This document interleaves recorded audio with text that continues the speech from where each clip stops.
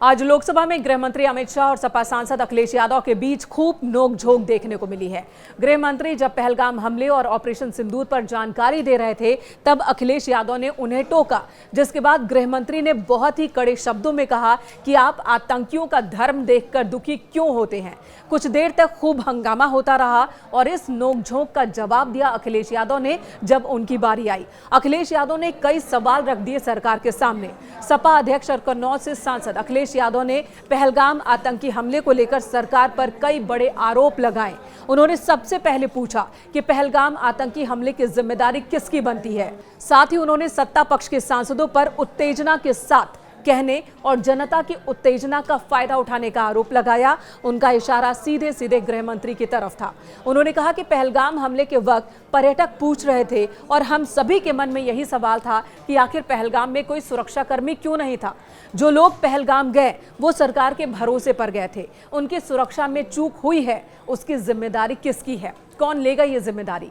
हमारी सीमाओं की रक्षा करने वाले लोग सीमाओं की रक्षा करते हैं, लेकिन सरकार को जनता को ये बताना चाहिए कि भारत का क्षेत्रफल क्या है। और जो सवाल पर्यटक उस वक्त पूछ रहे थे, लोगों के जहन में उस वक्त थे, वो सवाल अब भी मौजूद हैं कि कुछ लोगों को तो चाक चौबंद सुरक्षा दी जाती है, लेकिन आम लोगों की रक्षा क्यों नहीं की जाती? वहां पर चूक कैसे हो जाती है?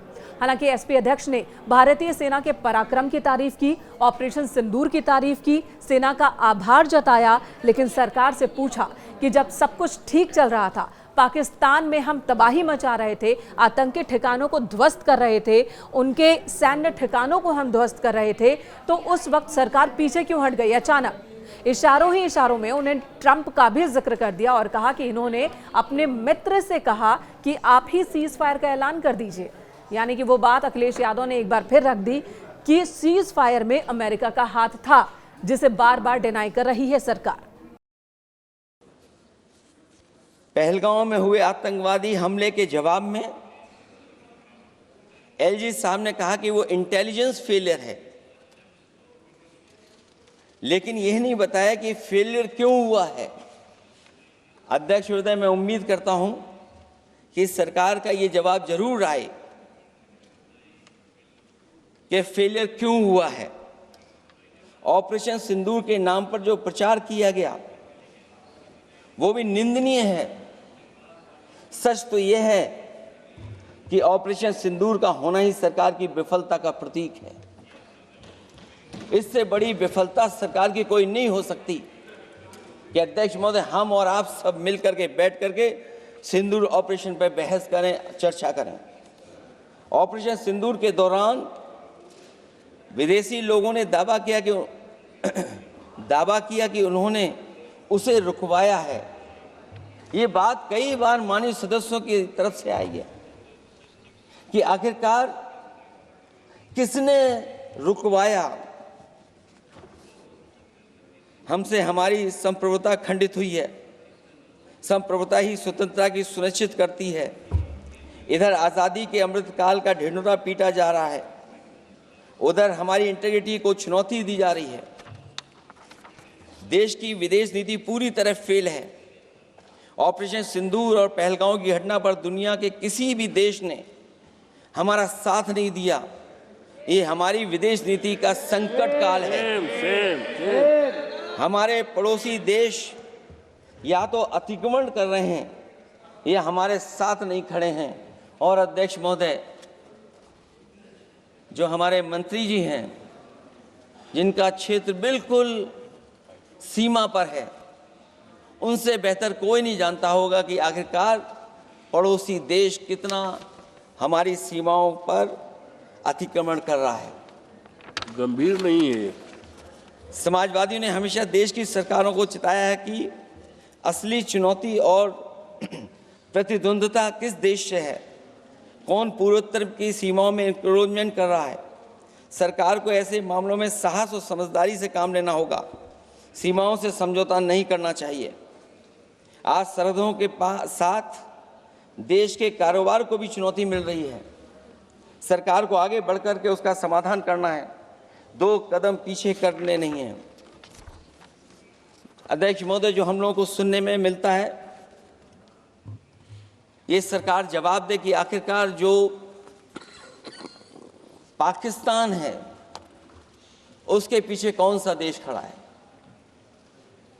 आखिरकार हमें चीन से उतना ही खतरा है जितना हमारे देश में आतंकवाद से खतरा है।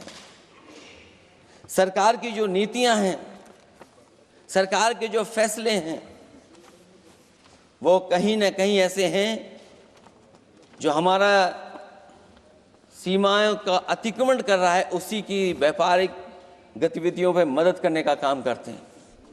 सरकार को अपनी आर्थिक नीतियों के लिए गंभीरता से पुनर्विचार करना होगा। हमारा व्यापार कारोबार मजबूत होगा तो कोई हमें चुनौती नहीं दे पाएगा। बात केवल $1 ट्रिलियन की नहीं बल्कि देश की सुरक्षा और आत्मनिर्भरता की होनी चाहिए। एक तरफ स्वदेशी की नीति को इस प्रकार सरकार ने ताक पर फ्री ट्रेड की बात की है, तो दूसरी तरफ मैन्युफैक्चरिंग की जगह देश को ट्रेडर कंट्री बनाकर छोड़ दिया है। यही देश के बेरोजगारी की वजह भी है। ट्रेडर्स की मुनाफाखोरी और चंदा वसूली की वजह से महंगाई बढ़ रही है। आर्थिक मामलों में ये सरकार पूरी तरह फेल हो चुकी है। भ्रष्टाचार के कारण हर जगह सड़कें और पुल ध्वस्त हो रहे हैं, टंकियां गिर रही हैं और करप्शन जगह जगह लीक होकर के टपक रहा है। मैं ये ज़रूर कहना चाहूँगा इस समय पर कि कुल मिलाकर सरकार को अपनी राजनीतिक, आर्थिक और सामाजिक नीतियों के लिए एफआईआर जरूर करना चाहिए।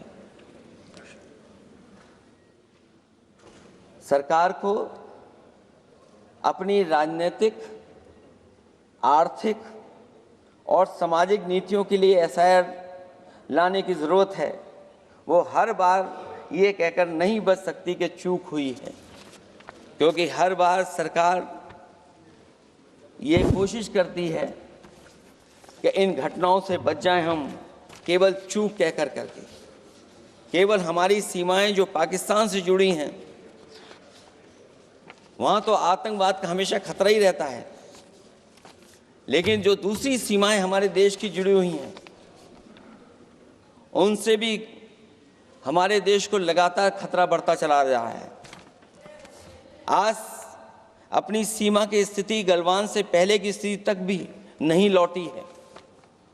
जो पहले स्थिति थी वहाँ ये सरकार नहीं पहुँच पाई है। वास्तविक में नियंत्रण रेखा के कई क्षेत्रों में महत्वपूर्ण बफर जोन जब भारतीय गश्ती के लिए उपलब्ध नहीं है,